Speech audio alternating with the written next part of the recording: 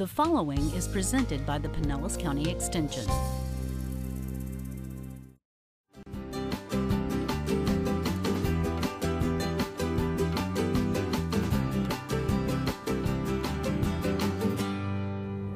Hi, I'm Theresa Badurek. Welcome to your Florida vegetable garden. Today we're going to talk about how to plan a site for your vegetable garden and pick a location.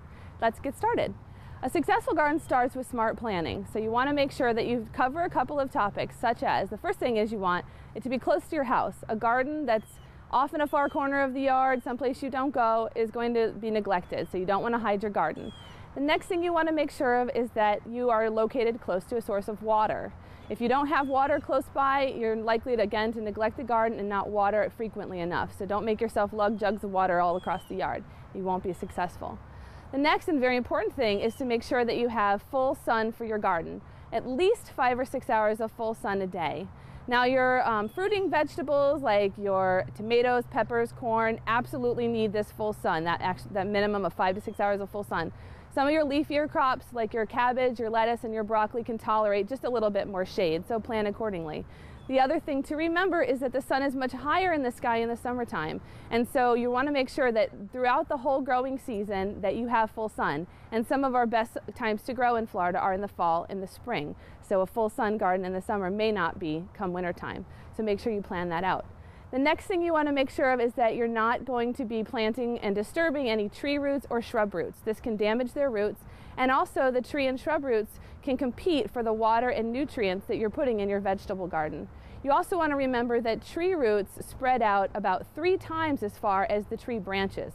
So it's a lot further than you think. Make sure that you look around and plan accordingly.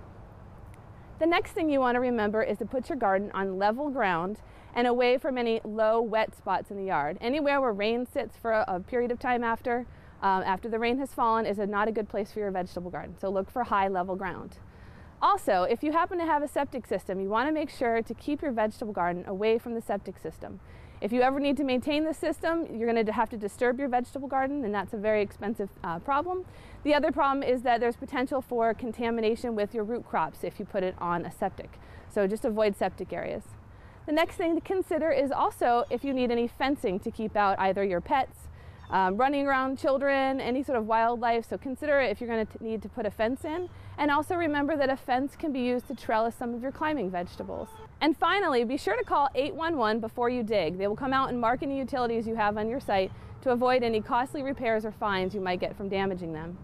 Thank you for joining me. I'm Theresa Badurek, and this is your Florida Vegetable Garden.